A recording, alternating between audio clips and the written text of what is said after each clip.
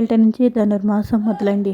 ఇంకా ముగ్గులైనా గొబ్బిళ్ళైనా సరే చాలా చాలా సరదాగా గడిచిపోతూ ఉన్నాయి. చిన్నప్పటి రోజులైతే చాలా ఆనందంగా గడుస్తూ ఉండేవి. ఇప్పుడైతే కొంచెం పెద్దవాళ్ళతో పారాయణానికి వాటికి వెళ్ళడం, దేవుడి అభిషేకాలకి వాటికి తెల్లవారుజామున వెళ్ళడం అయితే జరుగుతుంది. ఈవేళ మీకు నేను చూపిస్తున్న అభిషేకం రమా సహిత సత్యనారాయణ స్వామి వారి అభిషేకం అండి. నేను ఇలా ఏదైనా పర్వదినాలు ఇంపార్టెంట్ రోజుల్లో అయితే నాకు క్యారేజీలు ఇంట్లో కొంచెం పని, ఈ సంసార బాధ్యత అన్నంత ఉంటుంది కదా అందరికీను. ఇవి అయిన తర్వాతే మనం దేవుడు అనుకుంటాం. ఒక్కొక్కసారి మాత్రం దేవుడికి ప్రిఫరెన్స్ ఇవ్వాలనుకుంటాను నేను. ఈ విధంగా నేను మొదటి రోజునైతే స్వామివారి అభిషేకానికి వెళ్ళానండి. దండం పెట్టుకున్నాను. ప్లస్ ఏంటంటే అభిషేకానికి అందరూ ఎవరికి తోచింది వాళ్ళు పంచామృతాలు అవి తీసుకొచ్చి దేవుడికి నేనైతే దండ అవన్నీ పట్టుకెళ్ళాను. పంచామృతాలు అవిను అభిషేకం అయితే అందరికి తీసుకొచ్చినవన్నీ ఎవరికి వాళ్ళు తేనె అన్నీ కూడా విడివిడిగా వేసేసిన తర్వాత విడివిడిగా పసుపు కుంకాలు అన్నీ కూడా అభిషేకాలు ఈ విధంగా చేస్తారండి.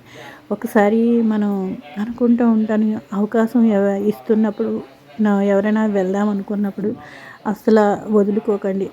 ఎందుకంటే ఇది ఎవరికో కానీ అదృష్టం దక్కదు. మనం ఇలా దూరం నుంచి చూసేసాం కదా అని అనుకుంటాము.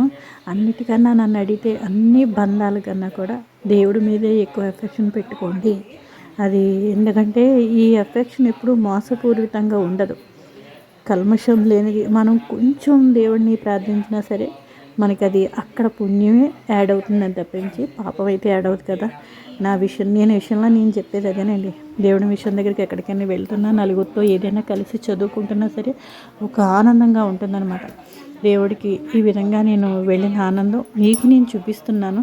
చాలా చాలా ఆనందం వేస్తుందండి. ఆ టైంలో అభిషేకాలు చేసినప్పుడు ఇంకా ఏది గుర్తు ఉండదన్నమాట.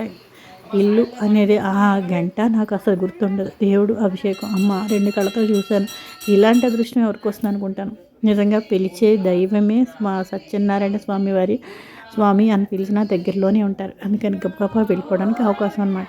నన్ను ఒక పిలిచే ఆవిడ కూడా తెల్లవారుజామున పాపం నేను రింగ్ ఇస్తానండి, ఫోన్ రింగ్ మీరు లేస్తే మీరు ఇవ్వండి అని ఒకళ్ళని చెప్పుకొని తెల్లవారుజామునే 4:30కి అలా చెప్పుకొని ఎవరికి వాళ్ళు పెద్దరాళ్ళ స్నానాలు చేసేసి గుడికి అయితే ఈ విధంగా వచ్చి స్వామివారి అభిషేకాలు, దర్శనాలు, మొత్తం అలంకరణ అంతా కూడా మీకు ఫుల్ వీడియో కూడా పెట్టేశానండి.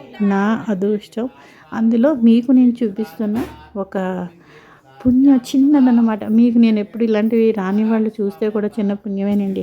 ఎందుకంటే ఇంత అలంకరణ ఇప్పుడు ఇంత అభిషేకాలు అవి కూడా మనకి ఎప్పుడో కానీ కనపడదు. నేను రెగ్యులర్గా వెళ్తున్నా కూడా చూడను. అప్పుడప్పుడు మనకి ఇలాంటి దర్శనాలు స్వామివారి